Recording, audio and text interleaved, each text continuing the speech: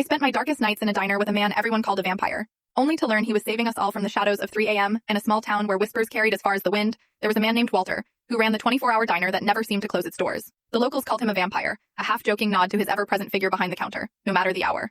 At 5 a.m., he'd be pouring coffee with trembling hands, purple shadows carved deep under his eyes, looking like he'd been awake since the dawn of time. But when the clock struck 2 or 3 in the morning, something shifted. In the quiet of the night, Walter came alive, his hands steady, his gaze sharp, his memory catching every fleeting word spoken over late-night coffee. The kids swore it proved the legend. He thrived in the dark, a creature of the night. For me, Walter's diner became a lifeline when I was just 14, when my world cracked open like a shattered plate. My parents' marriage unraveled, and my mom took on endless hospital shifts, leaving me to haunt booth 3 with my textbooks and a bottomless cup of coffee. Walter never pried, never asked why a kid was eating chocolate chip pancakes at midnight on a school night. I didn't ask why he looked like he hadn't slept in decades. We existed in a quiet understanding, 2 souls adrift in the fluorescent glow of the diner. By 17, I was carrying a weight I still can't name, waking at 3 a.m. with a gnawing need for the diner's warmth. Walter would see me walk in, nod silently, and start the griddle. Those nights, as I ate in silence and he refilled my cup, were sometimes the only moments I felt human. Through every storm when I came home from college, hollowed out, when my mom passed and grief swallowed me whole, Walter was there. One night, at 4 a.m., as I picked at scrambled eggs, he leaned across the counter and said, "You know it? And I've learned in 40 years of nights, the people who come here at 3 a.m. aren't here for the food.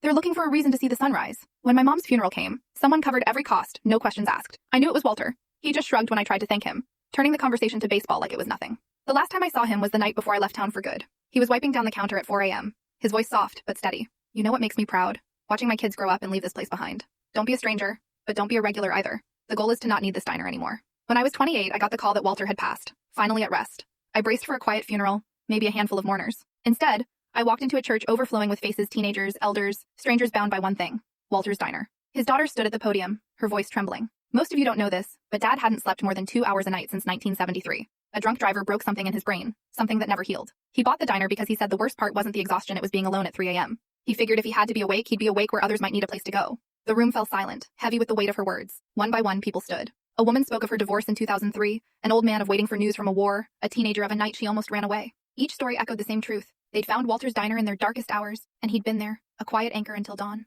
At the service's end, his daughter handed me an envelope, my name scrawled in Walter's shaky handwriting. Inside was a check for $10,000 and a note, for when you're ready to sleep through the night. Now go make it to sunrise on your own. I looked around that church, filled with people who, like me, had been kept company by a man who turned his sleepless nights into a sanctuary for the lost. Walter was no vampire, but the rumor wasn't entirely wrong. He was a creature of the night, not feeding on us, but giving us a place to hold on until the light returned. Have you ever found a safe haven in the middle of the night? Share your story below, and let's honor the quiet heroes like Walter.